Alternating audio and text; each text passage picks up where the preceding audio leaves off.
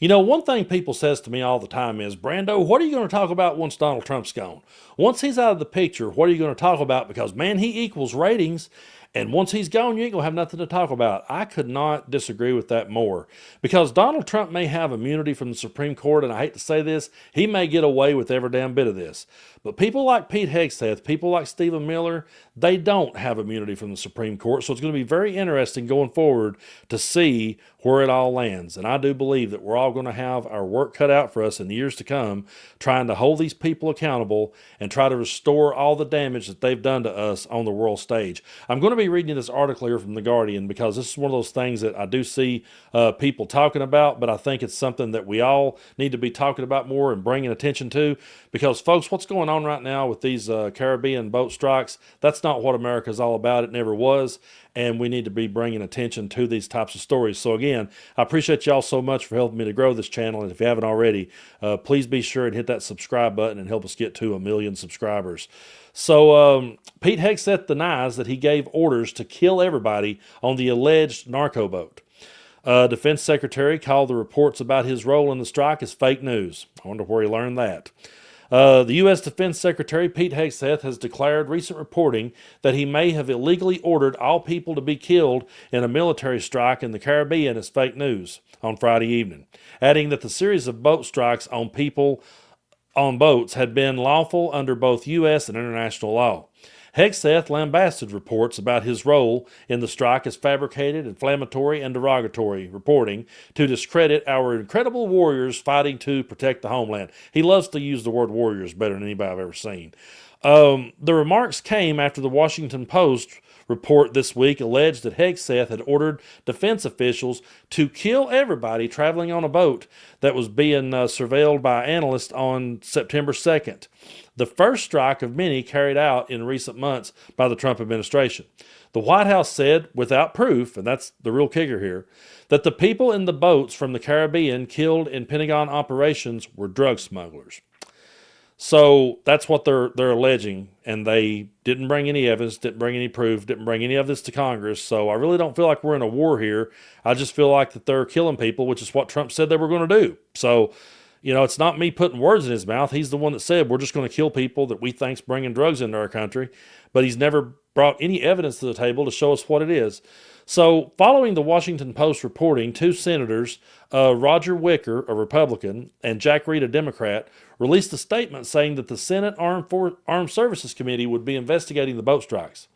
The committee is aware of recent news reports and the Department of Defense's initial response regarding alleged follow-on strikes on suspected narcotic vessels in Southcom area of responsibility, the senators wrote in a joint statement. The committee has directed inquiries to the department, and we will be conducting vigorous oversight to determine the facts related to the circumstances.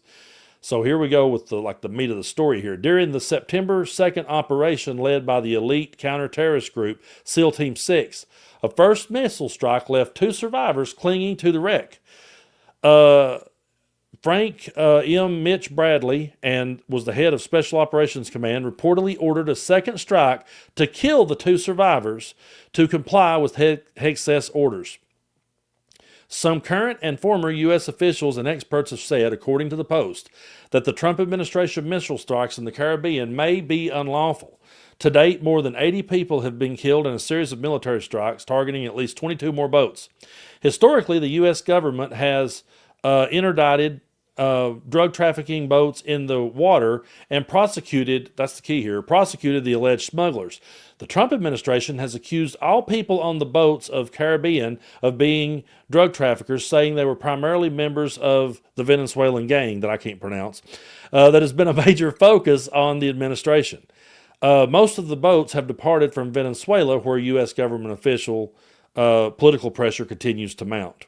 So the declared intent to stop lethal drugs, destroy narco boats, and kill narco terrorists who are poisoning the American people, Hegseth said. Every trafficker we kill is affiliated with a designated terrorist organization. But the problem with this is, folks, he can say that all day long, but how many of you really trust this guy? I'm sorry, but I don't.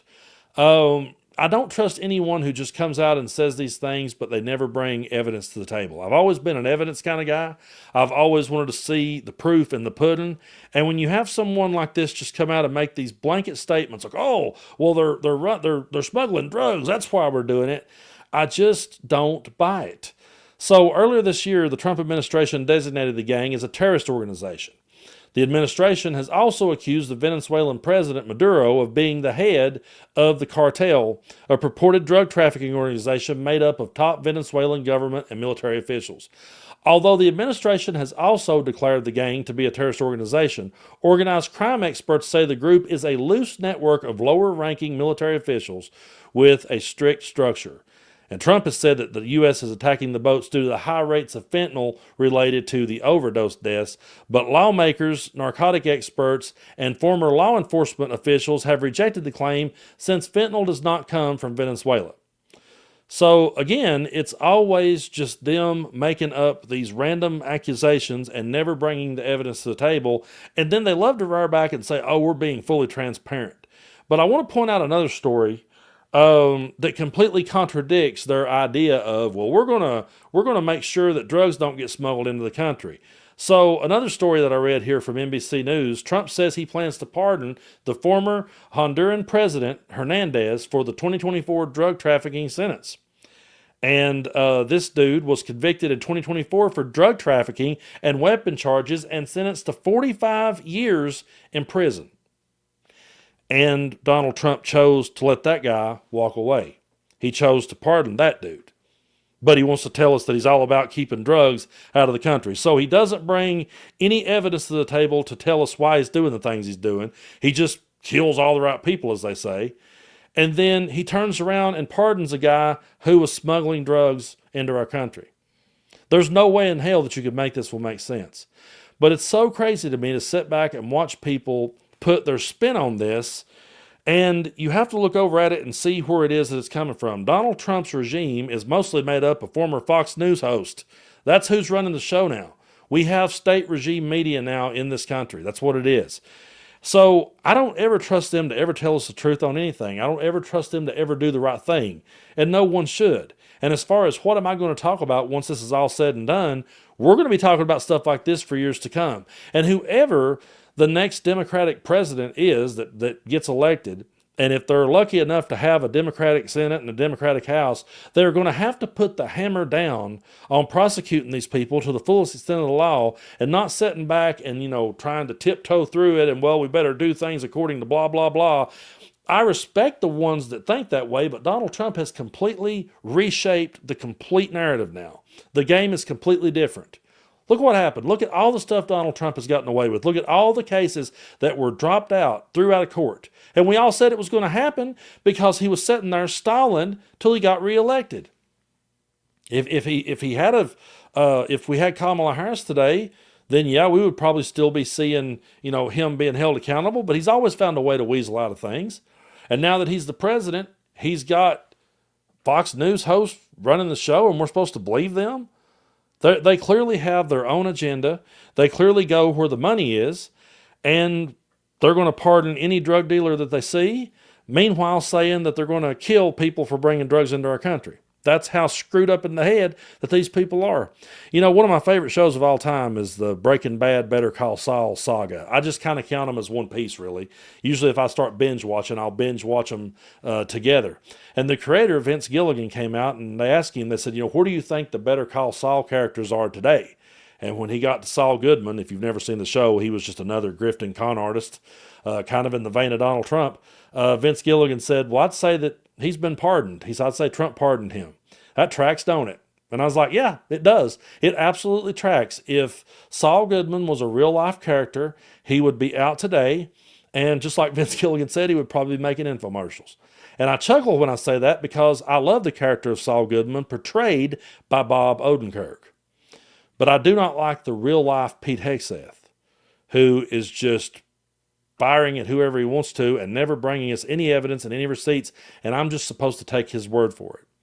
And forget me taking his word for it, folks. This is not how things are supposed to be. This is not how we're supposed to operate in America. This is how the people who we've went to war with before reacted.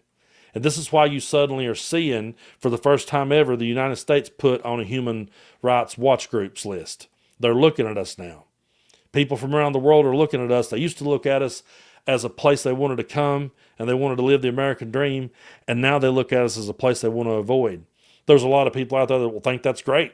There's a lot of people that will think, oh, hell yeah, keep them all out of here. We don't want them here. But everything that they ever warned us a Democratic president would do, Donald Trump and his criminal regime are doing it. And people are okay with it right now as long as it's not biting them in the ass. But it will eventually. If it hasn't got to these Trump supporters yet, it will eventually. I know they'll sit and try to spin the grocery bill every way in the world. They will. They'll try to reshape the narrative every way they can. But there's going to come the day that they're going to be the ones on the receiving end of Donald Trump the minute they step out of line with him. And when they are, they're going to look to us for help. And it's going to be really hard for me to give a single flying fuck. Because they propped him up this long. And I know that we're supposed to be, forgiven and move up forward. And I know we're supposed to offer people a bridge back. And I still want to do that. In my heart of hearts, I still want to give people a bridge back to wake up and stop making the same mistakes they've been making this entire time. But at the same time, damn, you propped this guy up for this long and innocent people are being killed. And by the way, I don't ever remember hearing a Democrat or a liberal or any of my progressive friends ever say, oh boy, yeah, let's let these people bring drugs into our country. We don't say that. We do not say that. We want to see them stopped too. But we want to see them stopped by the Constitution and by the rule of law because that's what we were supposed to be. And Donald Trump and his criminal regime have lost sight of that. I wouldn't mind to see a Better Call Saul reboot. I could never get enough of that character. But I want it to stay right there. I want it to stay on the screen. I don't want it running my government, and I don't trust any of the people that's in this regime. They could come out tomorrow and tell me that the sky was blue. I would have to walk outside before I believed it.